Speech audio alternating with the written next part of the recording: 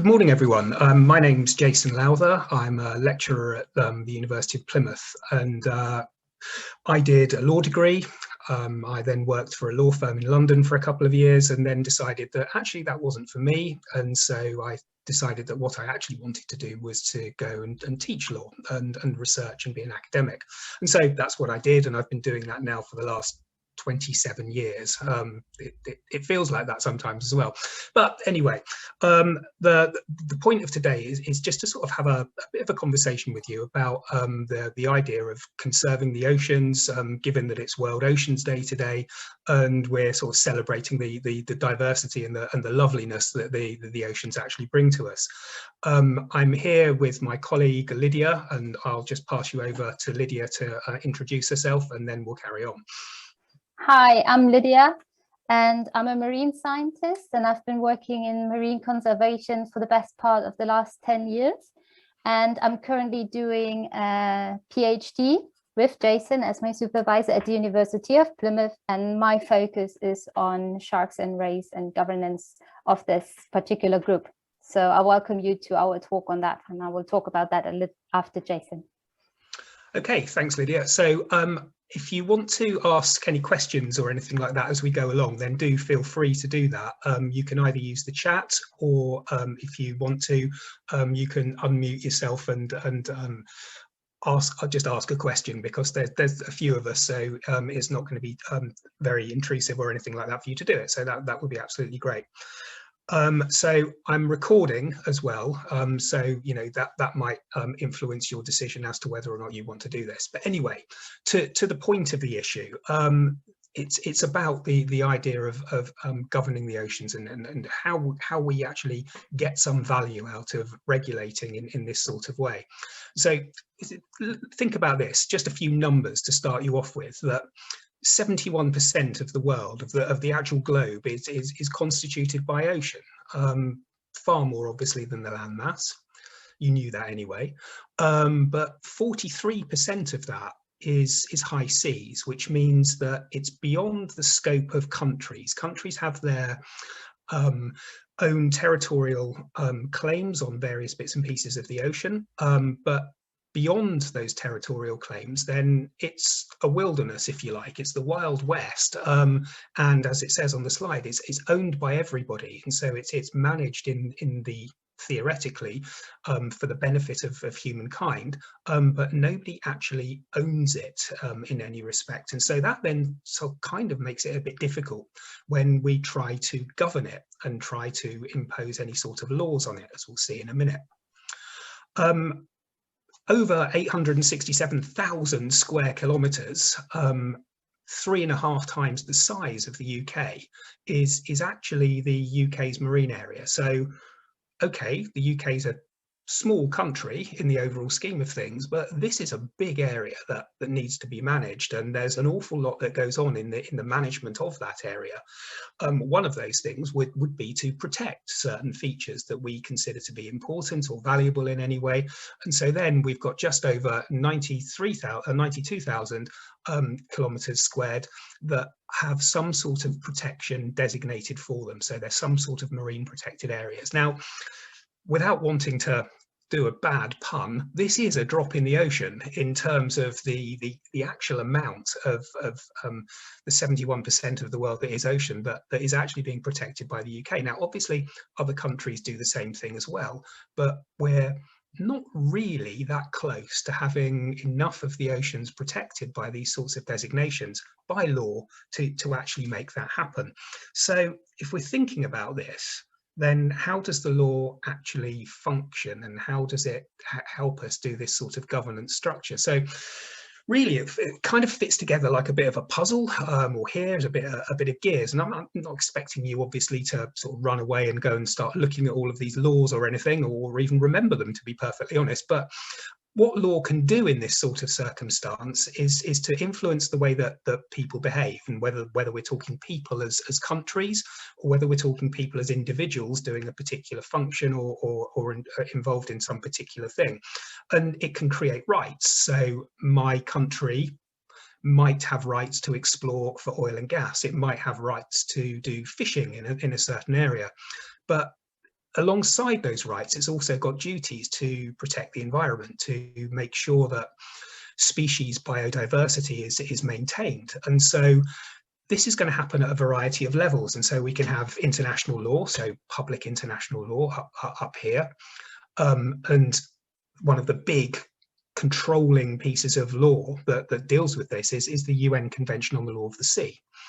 Sitting alongside that, there's the Convention on Biological Diversity that seeks to protect the biodiversity that exists in the oceans. And then alongside that, there's another measure called the Berne Convention, which is a little more local in terms of its reach, in terms of a piece of law.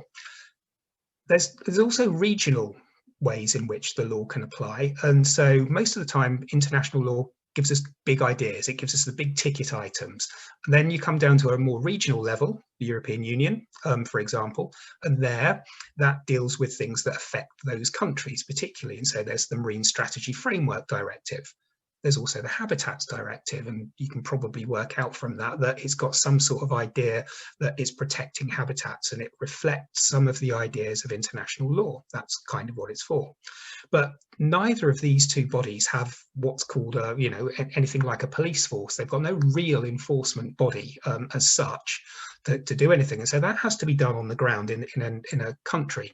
So within the UK, for example, the Wildlife and Countryside Act, the Marine and Coastal Access Act, the offshore habitats regulations, then what they do is enable agencies in this country to be able to do what they need to do for making the ideas at public international law and at regional law become effective.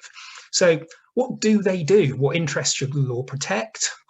Is it my interests? Is it your interest? Is it a global interest? Is it the interests of a fishing fleet or something like that?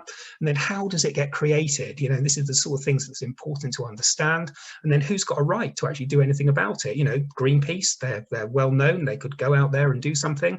Can I do something on my own? Probably not in relation to a country, but maybe in terms of something where I've got a right to.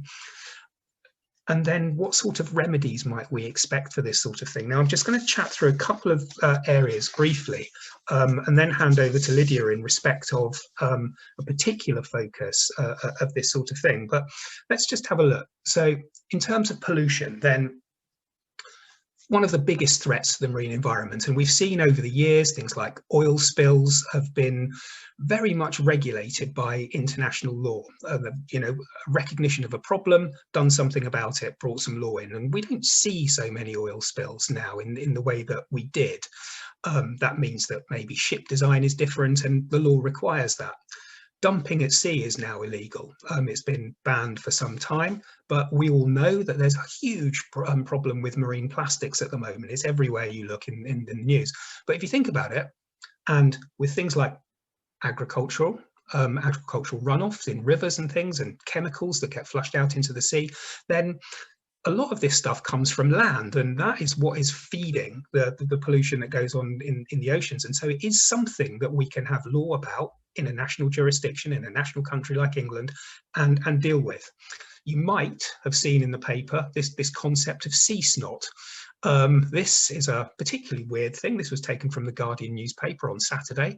And all of this stuff here is because of poor sewage treatment, agricultural runoff and chemicals getting into the pristine waters and causing algae to bloom. And so what it does then, that pollution chokes out all of the life that would happen to be underneath it. At the moment, this is in Turkey, and at the moment the Turkish government are trying to work out what they can actually do about this. I mean, some of it is going to be clearing it, but obviously they have to prevent it too, and law will have a function in respect of that prevention.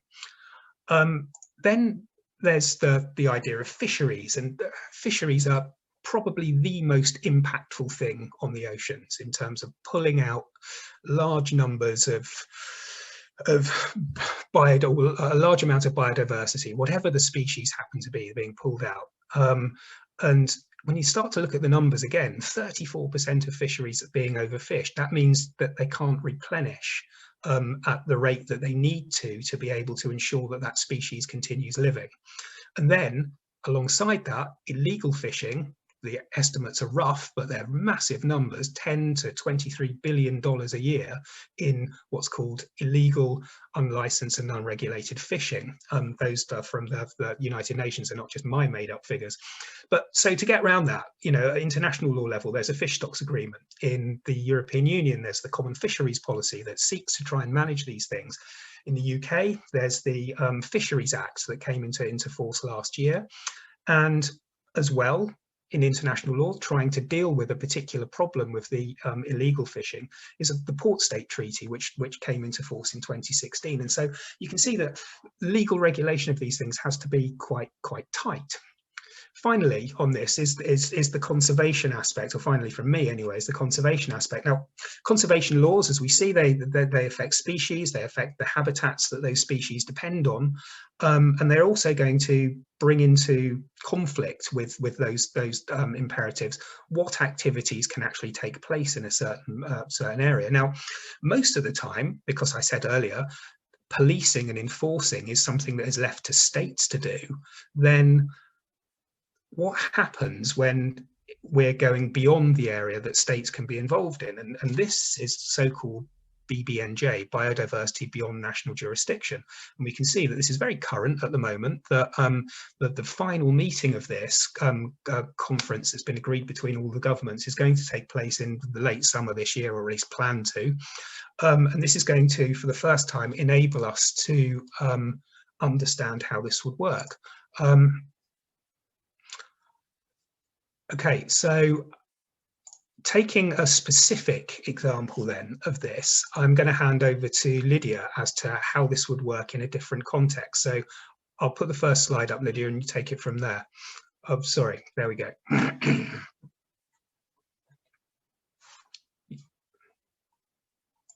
You're muted, Lydia. So, hi, I will be talking a little bit about how we manage, protect, and regulate a specific group of animals, which are sharks and their close cousins, rays and skates. And as Jason explained, there's a hierarchy in how we establish law for these species and how we integrate them in specific law. And when you look at sharks, there are basically two different streams where we look. There's one legal regime that completely deals with how we conserve marine environments and the marine biodiversity. And on the other hand, there's the legal regime that concerns how we manage fisheries and the use of resources, so animals and things that we use from the ocean. And at international level, sharks are presented on the conservation sides in several conventions, which are big legal instruments that states sign up to. And the ones in particular, Jason mentioned the Convention on Biological Diversity, which aims to protect all the living things on this planet. And then we have the Convention on the Trade of Endangered Species, which regulates trade, as the name says, and the Convention on Migratory Species. And migratory species includes sharks because a lot of sharks, they migrate, which means they travel far distances. And so they travel in waters of many different countries, and countries have to cooperate to protect them. And then also the same thing happens at regional level. So states come together and decide for a specific region what are the main priorities and aims to protect the biodiversity. On the fishery side, Jason mentioned the United Nations Fish Stock Agreement, which is important because it includes sharks, but there's also an international plan of action for sharks and the regional plan of actions. The difference of a plan of action compared to convention is that the plan of action is rather voluntary. So states can take a side and they can decide how much they would like to do and how much not, whereas the convention gives specific obligations to states. And after they agreed on these levels, they go back to their own countries, and then they have to form policies and laws based on the international targets and implement them at national level. So take action at national level. And this is a whole process. So next slide, please. So what the process requires is basically states come back and they see we have particular species and they occur in our waters, but we need to understand what the status is in our waters. And they start, most of the time, they start out with a lot of research. So they need to accumulate a lot of knowledge. For example, what shark species live in our waters? How are they doing? Which areas do they prefer? And based on this knowledge, they form particular specific policies in a national context. And they create a plan of action, what to do. The next step logically is they implement certain actions of this plan. And on the conservation side, for example, you can have marine protected areas for sharks. And on the fishery side, you can, for example, have fisheries bans. So some shark species are not allowed to be fished, or you close certain areas to fishing to protect sharks. And then the states need to monitor. So they need to do more research to see and answer the question, is this action working? Does our plan work out? Do sharks recover? How are they doing? And if the answer is yes, and sharks recover and they replenish and they're doing well, then they should keep the policy and keep going like this. But if the answer is no, and the sharks are still declining and disappearing, they should go back and improve the policy and make improvements, do more research to get better policies. Next slide, please. A lot of these decisions on what species they focus on is based on a classification by an assessment through the International Union for the Conservation of Nature, which has different categories to decide whether a certain population of a species is in danger of disappearing, so close to extinction, or whether it's not yet of any concern. A few species you can see here that actually occur in the UK waters, some of them which are endangered and some of them which are least concerned. The arrows point out that the species population in the Atlantic is actually on a declining trend, so they're slowly disappearing, or where you see the green line, the population is stable. And based on this assessment, next slide, please, the countries make decisions whether to protect certain species, which are often and logically the ones that are most threatened and critically endangered, and for which we have to create measures like protected areas or fishing bans. So they are completely and fully protected, to the ones where they are not yet critically endangered or close to endangered, but their population is declining, so they require management measures. And there you can see a number of management measures which they can apply, and this mostly relates to fishing, as fishing is the main pressure on these populations. So you can have catch limits where you say you can't catch more than a certain amount, or a minimum landing size where you can say you cannot land this shark unless it reached a certain size, which reflects adulthood, so it's mature. And the ones that are of least concern, where we're not really concerned with, they are not yet protected or managed, but we should monitor them and study them to make sure they don't get endangered. Last but not least, there are measures that are generally help to protect sharks and target different pressures. You might have heard about shark finning. It's quite a media high relevant topic.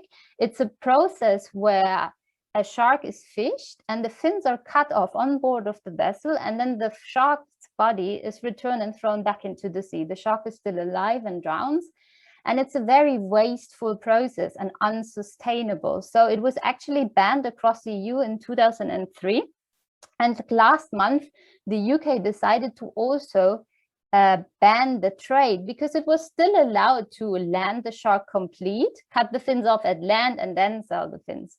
But the UK now decided to even stop that. As Jason mentioned, there are measures also and regulations in place which try to reduce or eliminate overfishing, which is unsustainable fishing. We take out more than the environment can cope with. And this kind of goes in line with illegal fishing, which is a threat because no one monitors it, no one regulates it, they don't report how much they land. So it's a big threat to the marine environment.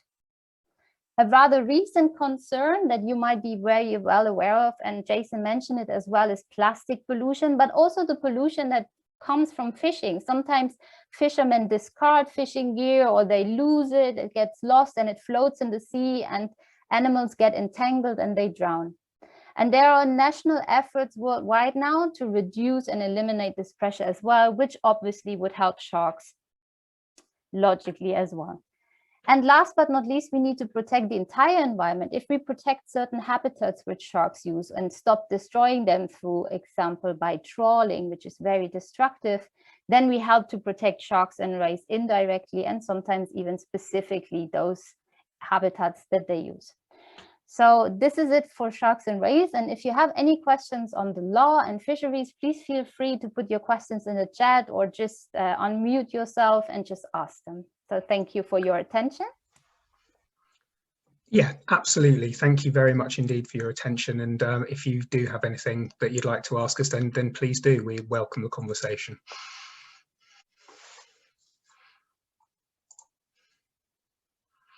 Okay, how do marine protected areas get approved? Okay, Maddie, so what usually happens is that some of that research that Lydia was talking about would happen. They would decide that something of value happens to be there, whether it be a plant or an animal or a habitat that happens to be in the sea or close to it or in that area. And then that would then be put before a government. So for example, here, it would go before a body called the Joint Nature Conservation Committee, and they would decide whether or not it was of value enough, and then they would propose it to the government through an agency, and the government would then approve it. And then decide that it was going to be designated as a marine protected area. And so what that would mean is that certain things that would threaten the viability of whatever it was protected for would be prevented. There are some examples, very few in the UK, but there are some where absolutely nothing is allowed to go on in a marine protected area. There's one around Lundy in the Bristol Channel. It's a no-take. It's called a no-take MPA. So nothing can be taken out of it, even recreationally. The best that you can do is go and dive it and look, which is probably a good thing.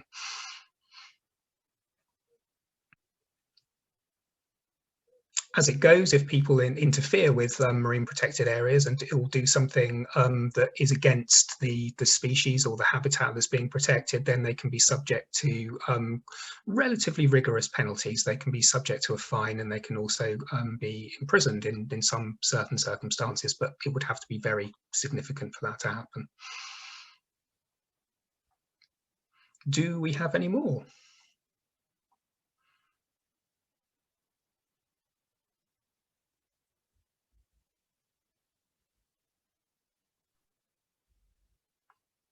All right, what's your favourite shark, Lydia? Oh, that's a very difficult question. So I don't know if you know, but there's over 500 species of sharks and equally as much rays and skates. And in the UK, we have about 40 species of sharks and 18 of rays. I would say one of my favorites is probably a whale shark, which probably many of you heard about because it's the largest one, and they are very gentle and beautiful. So yeah, that's probably one of my favorites, but not the only one. I like them all. Yeah, it's difficult to have a favourite if there's that many, for sure. Okay, well, if not, we won't keep you any longer, and have a lovely rest of the day. And remember, it's World Oceans Day, so do something sea inspired or something. That would be lovely. And I'll stop sharing this. Thank you, Libby, too.